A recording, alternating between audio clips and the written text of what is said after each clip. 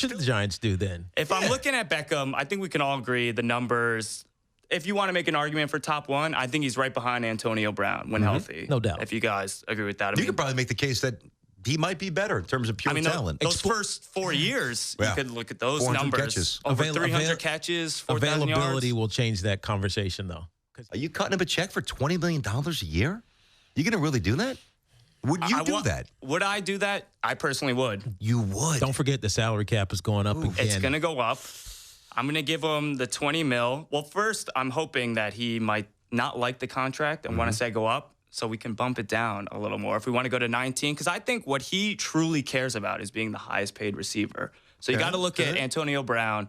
That's about $17 million per year. And I think Mike Evans really set the standard this offseason when he got the 5-year, 82.5, but the 55 guaranteed. That's a record for receivers. So I think if you can just get him over $17 million per year, maybe you want to go 18.5. Whatever it is to exceed Evans. Exactly. Or to get the per year and over 55. So I think if you can get him in the low 60s, I don't see why you don't do that. I think he just cares about being the highest paid receiver because he first threw out he wants to be the highest paid player in the NFL. Yeah, which is never going to happen. And we know that's ridiculous. And I know unless they get rid of quarterbacks in the NFL. And I know he wants to get above $20 million, but there's no doubt in my mind he's going to be. It's the market. Yeah, that's what it is. I mean, do you think Kirk Cousins is the best quarterback in the league? Not even close. No. That's the market. It's his time. So about timing. Exactly. Yep. It's his time to get paid. Pay him. It will only last maybe a year or two before Antonio Brown's wants to get a new contract. So that's where I am. Okay, so that is Daniel Girolamo. All right, the Green Bay Packers finished 7-9 last year with future Hall of Fame quarterback Aaron Rodgers playing just 7 games. During the offseason, the team released star wideout Jordy Nelson and moved on from QB coach Alex Van Pelt without consulting Rodgers. So, Tiki, inbounds or out of bounds, the Packers will make the playoffs with a healthy Rodgers back under center. Man, this was a hard question. I debated over this. Cavs head coach Ty Lue seems confident the Cavs can fix their defensive issues heading into the playoffs. Oh, sorry. So, Tiki, that's strange. Inbounds or out of bounds? The Cavs will be able to shore up their defensive issues come playoff I started laughing there, and I know in this one, at least, BT's going to agree with me. Okay, what you got? All right, with 1 game remaining, the Oklahoma City Thunder have 47 wins. The Thunder finished with 47 wins last season, and obviously they didn't have Paul George and Carmelo Anthony. No. Oh, the great Carmelo who did nothing. Good. Anthony was asked yesterday if teammate Russell Westbrook steals rebounds. So, Tiki, inbounds or out of bounds? Russell Westbrook stealing rebounds helps the Thunder win games. Well, if he steals 16.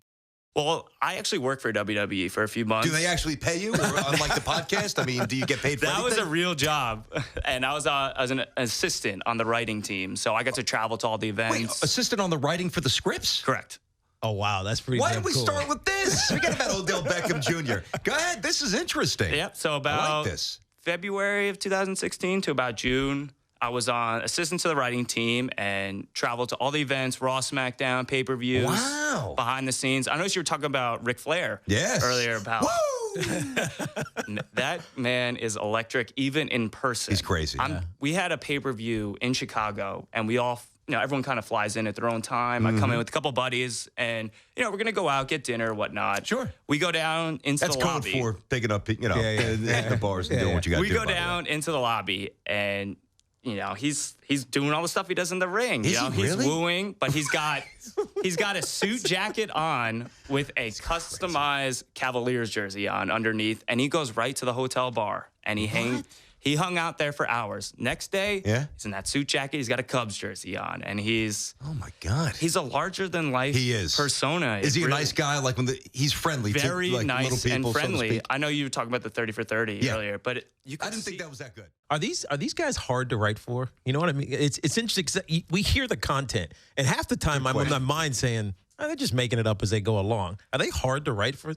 It truly depends on the person. So if you got a guy, obviously he's the benchmark, John Cena. Yeah. That guy is the nicest guy you will ever meet. I was a little assistant there, bottom of the barrel. He had no business talking to me. And he came right up to me, shook my hand, learned my name. But that's what good people in life do. And that's how they get to the top, truthfully, there. Yeah. If you're nice, you're like that. So if he can go off script a lot because he knows how to work a crowd. He's done this through all the promos, different headlining WrestleMania. This guy knows what to do. And if you get like a lot of the younger wrestlers, they're kind of like robots. So that's where the writers really get to have a say in it because they can write the whole script for them and they're going to be like, okay, I can't miss this line. How much creative input does Vince and the rest of the staff allow wrestlers to come into at the idea table? I would imagine it's pretty open, right? There's always, everyone's allowed to pitch. Okay. Whether Vince likes it or not, or whether it even gets to his table is a different story. If you're a higher up guy, you can go right to him and just say, I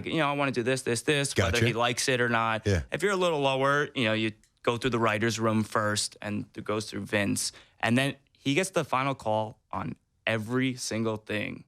I'm telling you guys, thank you for having me. Yep. Tiki, anything else, brother? Golf clap. You want to take Tiki's place moving forward? Tiki, why don't you... No comment yet.